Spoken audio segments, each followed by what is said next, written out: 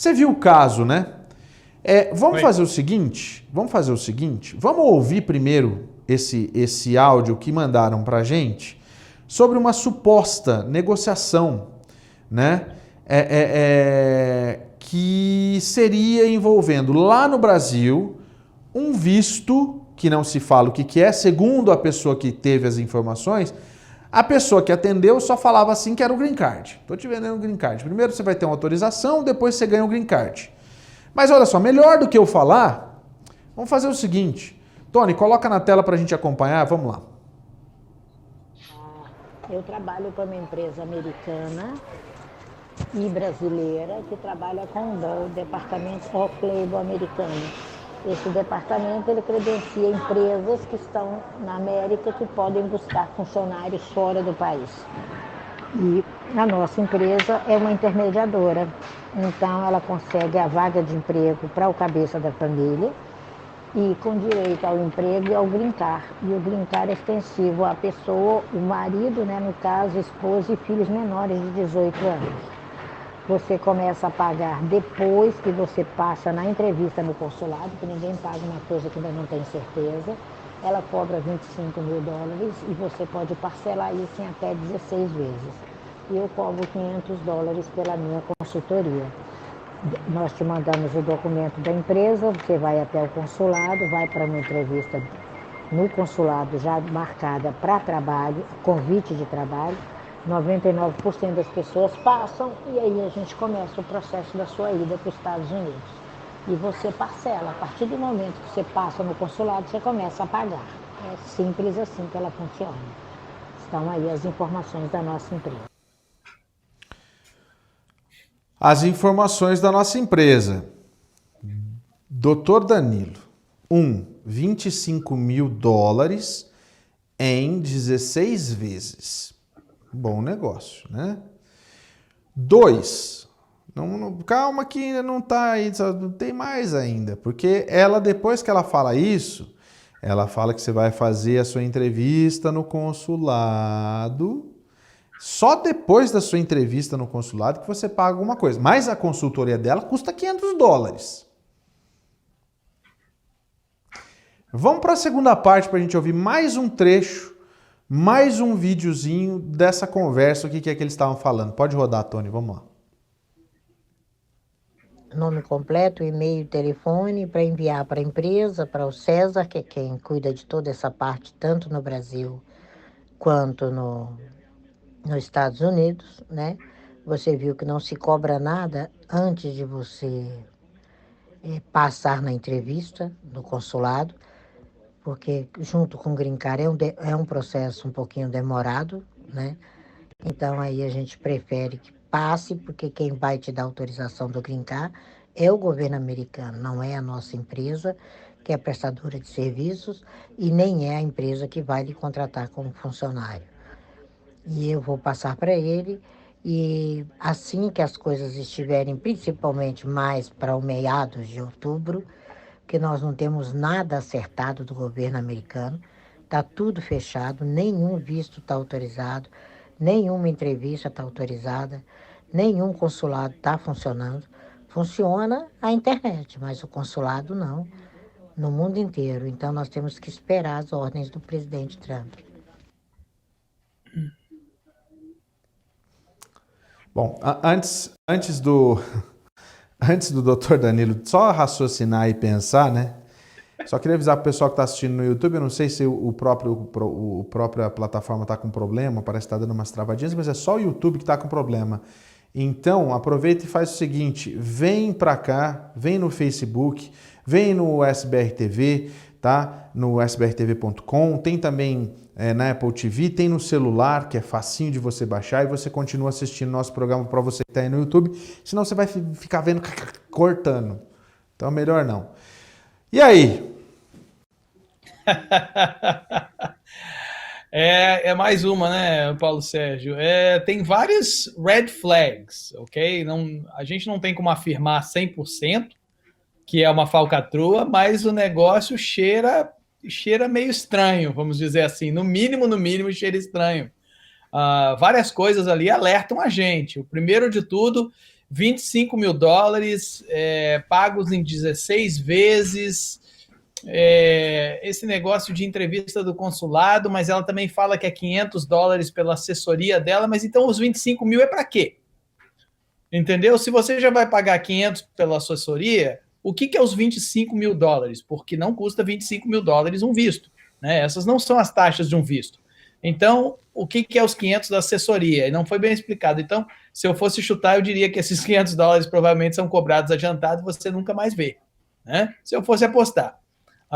Outra coisa que cheira um pouquinho muito mal nessa situação é quando ela fala depois que a empresa que vai estar fazendo todo o serviço não é a empresa que vai contratar. Aí eu estou assim, mas pera um pouquinho.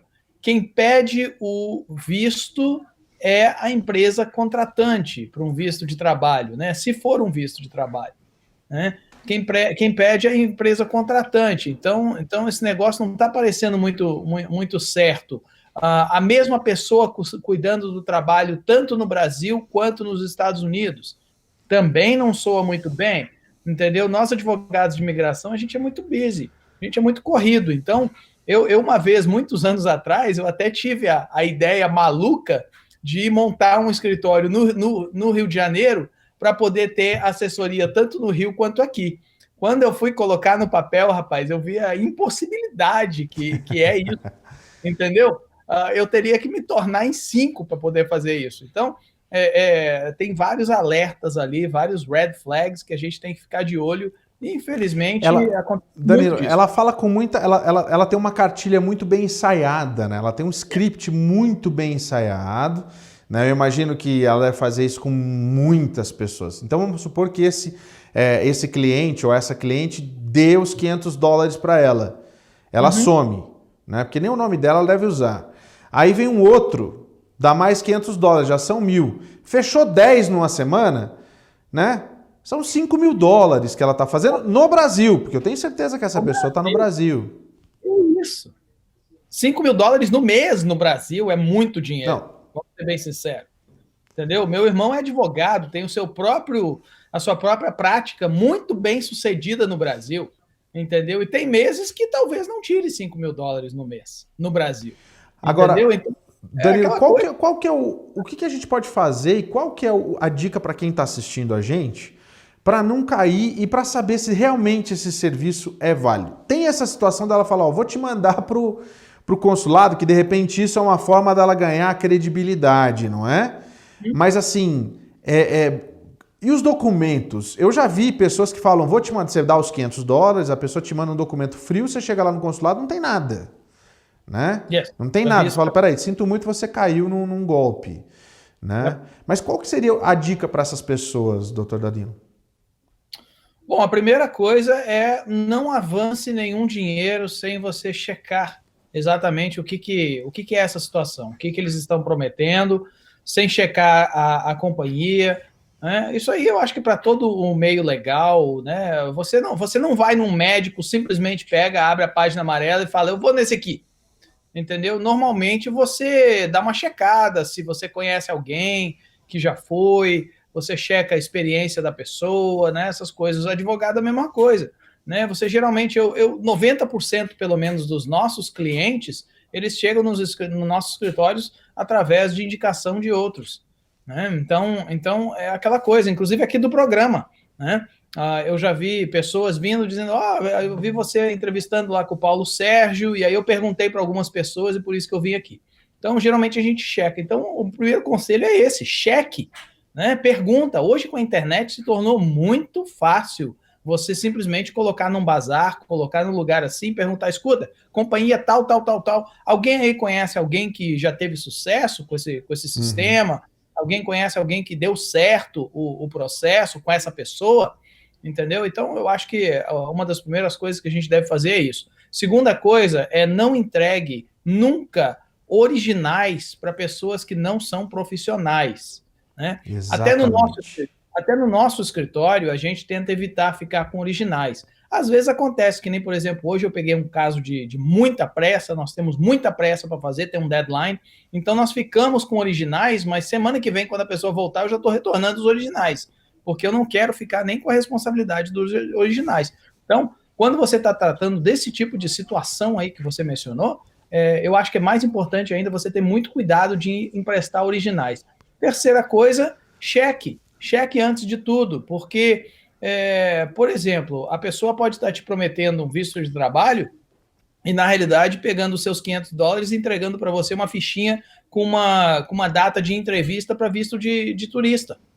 Entendeu? E você nem sabe o que você tá fazendo, né? Esse é o problema. Muitas vezes as pessoas não têm informação. Então, a gente tem uma situação que é muito grave, inclusive, que a gente até mostrou aqui, das pessoas que recebem aquela situação. Não, eu vou aprovar o seu visto de turismo, mas olha só, eu tô com um cliente, tô chegando agora no consulado, você me fala daqui a pouquinho, tal, deposita o dinheiro, eu vou te esperar lá na hora da sua entrevista, manda a confirmação falsa, a pessoa viaja de onde ela tá até o consulado, chega lá no consulado e fica horas esperando, a pessoa nunca aparece e ela se dá conta de que ela caiu também num outro golpe.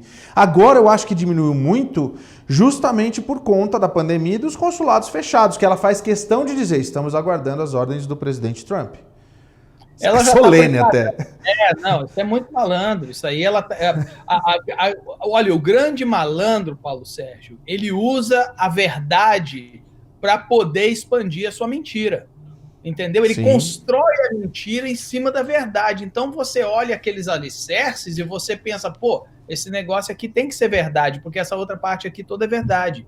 Entendeu? Então tem que ter muito cuidado com esse tipo de coisa. Outra coisa, eu te dou um exemplo muito perto.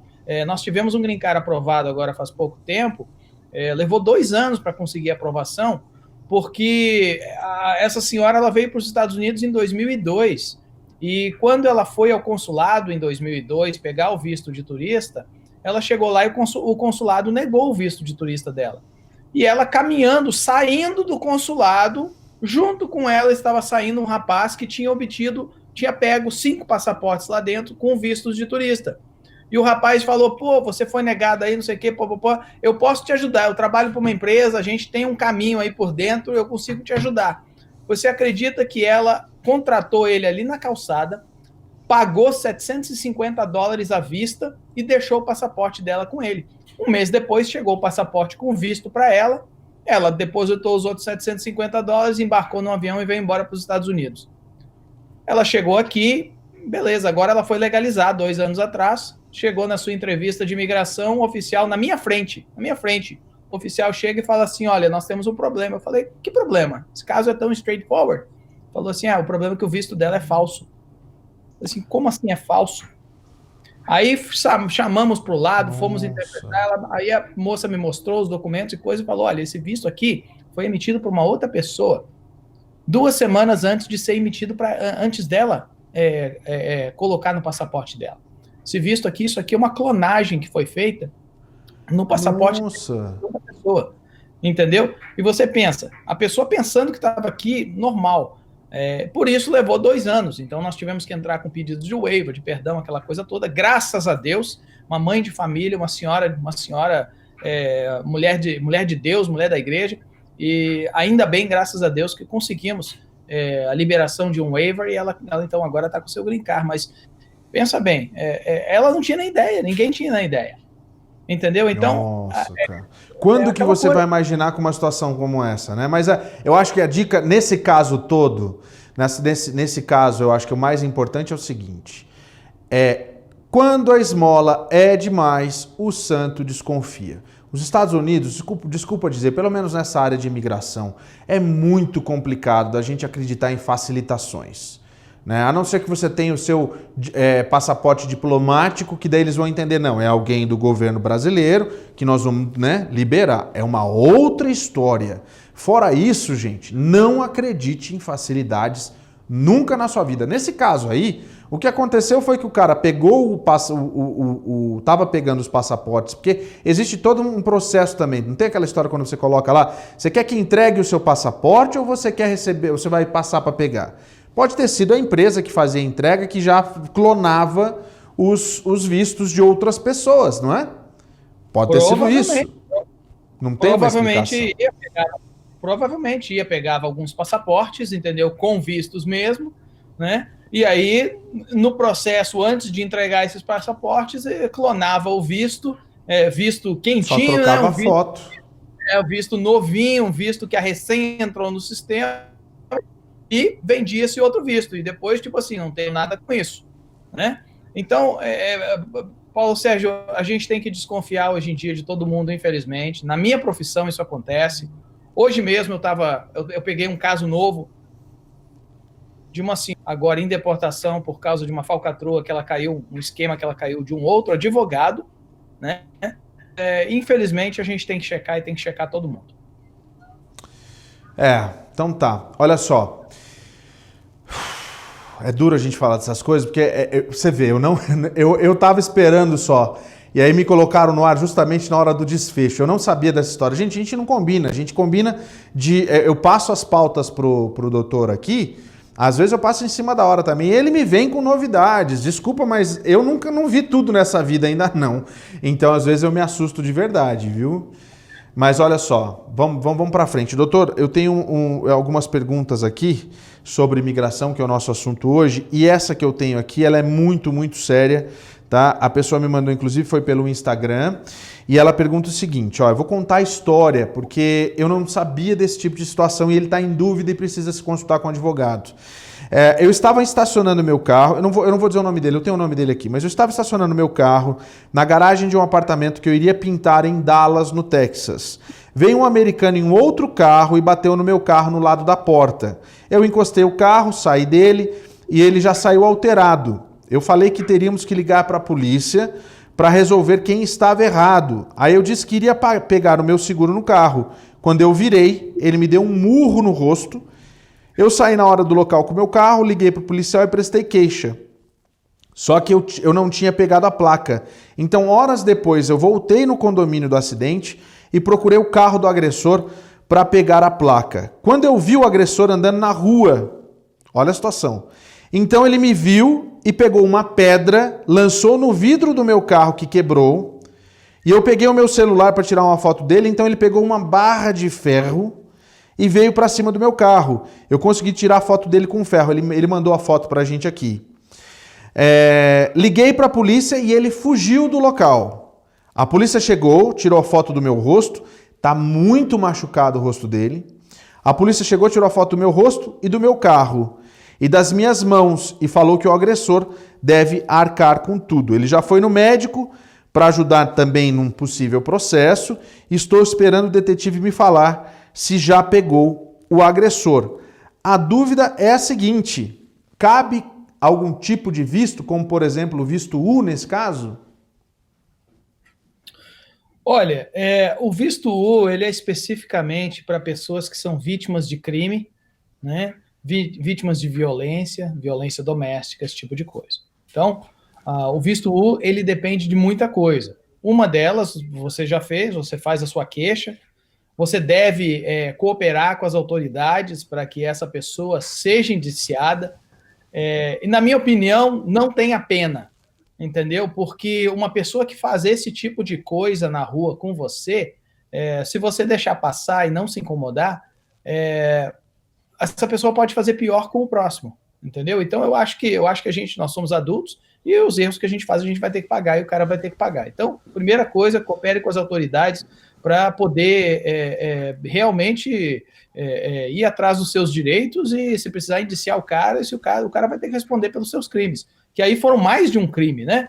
Você tem o assault and battery, que aconteceu primeiro com o soco, né, por trás, né? Depois você tem a pedra, que é, no caso, uma tentativa de agressão e também é uma destruição de propriedade, e depois você tem a barra de ferro.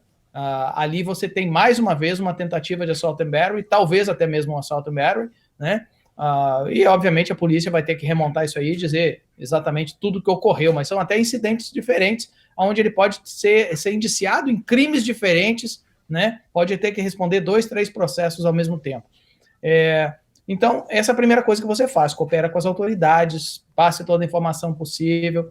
Depois fique em contato com os investigadores, fique em contato com o departamento de polícia, porque para poder perseguir e ir atrás de um visto U, uma das coisas que você vai precisar vai ser um certificado. Você vai precisar, existe um certificado que a imigração exige, é um documento deles, mas que tem que ser assinado, tem que ser outorgado por um dos policiais envolvidos na investigação, pelo detetive, pelo chefe de polícia ou pela procuradoria, que vai processar o caso. E ali eles atestam que não só você foi vítima do crime, mas que você está cooperando ativamente com as investigações e o prosecution, né? O processo, o indiciamento e o processo desse caso. Então, é muito importante que você coopere com a polícia. E dependendo como houver o desenrolar do caso, pode haver uma possibilidade de um visto U. Visto U geralmente requer algum tipo de dano pessoal, algum tipo de agressão física direta. Não sei se o soco é suficiente, mas é aquela coisa, é um negócio que vale a pena a gente investigar, né? Ele está no Texas, ele pode entrar em contato, por exemplo, com qualquer advogado que possa agir em todas as jurisdições ou um advogado local, né? Absolutamente. Imigração é nacional. Então, o doutor Marcelo, que eu vejo aqui no programa também, todos nós que lidamos em imigração, podemos lidar com esse caso na parte migratória. Uhum. Já se ele precisar algum tipo de representação em termos de danos pessoais que ele tenha sofrido, em termos de ter que processar para cobrar pelo carro, essas coisas assim, ou até mesmo representação em corte local, aí nesse caso ele vai precisar de um advogado local do Texas, né? Nós conhecemos alguns, mas o Texas é bastante grande, tem bastante advogado. Tá. Doutor Danilo, uma última pergunta que eu acho que vale a pena a gente falar aqui é justamente sobre aquela situação que está acontecendo, que saiu hoje, inclusive, que um juiz da 7ª Corte lá na Califórnia disse que as taxas não serão aumentadas a partir da próxima sexta-feira. Né? A notícia saiu hoje, ele barrou esse aumento pelo USCIS, é uma notícia, né? Só que até quando? Até quando? Porque barrando isso, precisa passar, então, precisa ser outras instâncias para poder derrubar isso ou manter, né? Quer dizer, como é o circuito o 7º circuito, né, de apelações, ainda tem um pouquinho de tempo. Então pode ser que perdure mais um tempo as taxas como estão, né, doutor? Na realidade foi o 7º distrito e é no 9º circuito, na Califórnia. Isso, na Califórnia. Né? E na realidade a notícia saiu nas redes hoje, mas eu publiquei na minha página ontem à noite. Então quem estava ligado já sabia ontem à noite, eu mandei para você, inclusive. Sim. E realmente... Ontem a gente teve debate, né, doutor? Por isso que eu deixei para hoje. Ontem o negócio foi quente, viu? Mas o que acontece? Isso foi bastante interessante, essa decisão desse juiz, porque o juiz ele se apega em várias conclusões, e uma delas é o fato de que durante o argumento desse pedido de suspensão da implementação das novas taxas, o governo o governo admitiu que não tinha seguido todos os procedimentos requeridos por lei para a implementação dessas novas taxas, dessa nova regra que estabelecia as taxas, né? E, consequentemente, como o governo concedeu isso, o juiz automaticamente emitiu essa ordem suspendendo a implementação das taxas, e agora vem a pergunta, né, de $1 milhão. O governo vai apelar? Porque, sinceramente, se eu sou advogado do governo, eu diria, pelo amor de Deus, não vamos perder tempo apelando, porque nós mesmos já concedemos que nós fizemos o procedimento errado. Corte de apelos nenhuma vai nos conceder uma vitória quando nós não cumprimos nem os requerimentos para que essa regra seja implementada. Então, eu acho que nem apelo não vai acontecer. Minha opinião, eu acho que não vai acontecer apelo, eu acho que esse caso por aí. Eu acho que esse caso vai acabar parando por aí, e o governo, se os advogados forem um pouquinho espertos, eu imagino que são pessoas competentes, o que eles vão fazer? Eles vão simplesmente recomeçar a publicação da regra, reiniciar o pedido de opiniões e recomendações, aquela coisa toda, publicação no Farm Act Book, né, o Farm Law, e eventualmente eles então colocariam uma nova data de implementação para essas taxas.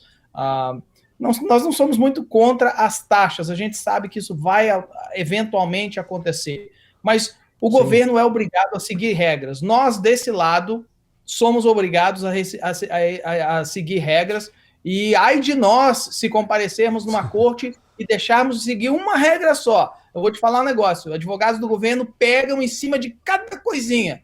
Então, eu não tenho pena de pegar no pé deles também quando eles não seguem as regras à risca. Rapidinho para a gente encerrar, doutor. Rapidinho, essa pergunta é importante porque eu sei que tem muita gente que passa por essa situação, hein? Tem muita gente que passa por essa. Quem manda é a Ana Lúcia Rodrigues Ferraz. Boa noite, Paulo, doutor Danilo. Eu gostaria de saber se existe uma carência, uma espera para um novo casamento para quem se divorcia e já possui o green card. Tem que esperar para casar de novo? Não, você só tem que esperar o período do divórcio, né? Então, alguns estados o divórcio é imediato. New Hampshire, por exemplo, você divorcia e no dia que o juiz emite Flórida também. Aquele decreto, Flórida, né? No dia que saiu o divórcio, pum, não tem período de espera. Massachusetts, por exemplo, existe o período NICE, né? Que é um período de espera de 90 dias. Então, o seu um luto de 90 dias que você pode se arrepender e voltar atrás, né? Você ficaria surpreso que pelo menos uma vez por ano eu tenho um cliente que divorcia e dentro dos 90 dias liga, doutor, dá para cancelar tudo? Porque eu voltei com a esposa. Mentira, isso não é possível. Falando, uma vez por ano isso acontece, entendeu? Então, então Massachusetts age desse jeito, né? Obriga a esperar. Então, quando o divórcio se torna final e absoluto, literalmente, você pode casar no outro dia e não há nenhuma pendência em relação à documentação para isso. Por exemplo, no Texas, você casa lá com Elvis de noite, né? Se beber não casa, e no dia seguinte você se divorcia e pode casar de novo. Não tem problema lá no Texas também, né? Doutor Danilo. Doutor Danilo, mais uma vez, muito obrigado por essa noite bastante explicativa. Em Las Vegas. Em Las Vegas, na realidade, não é no Texas, não. Em Las Vegas, em Nevada. Não é no Texas, não. É em Las Vegas, em Nevada, no cassino que você casa lá com Elvis. Muito obrigado mais uma vez. Você sabe que é muito importante a sua participação aqui com a gente. A gente gosta muito de você, o Dr. Marcelo, sempre. Quem quiser falar com o Dr. Danilo tá aí, braclaw.com, e você pode marcar, pode ligar lá também, fazer o seu agendamento. Dr. Danilo, muito obrigado. Agora, quer falar com ele, tá sempre aqui. A semana inteira a gente tem caso pra gente discutir. Obrigado mais uma vez, Dr. Danilo. Sempre que você precisar, é só ligar. A gente está sempre aqui. Eu sempre acreditei que a informação é a melhor arma para proteger o imigrante. Então, a gente está sempre pronto a passar a informação. Parabéns novamente pelo 1 ano de aniversário aí para a televisão. Tem sido um sucesso e que seja muito sucesso pela frente. Um abraço, Deus abençoe e até a próxima.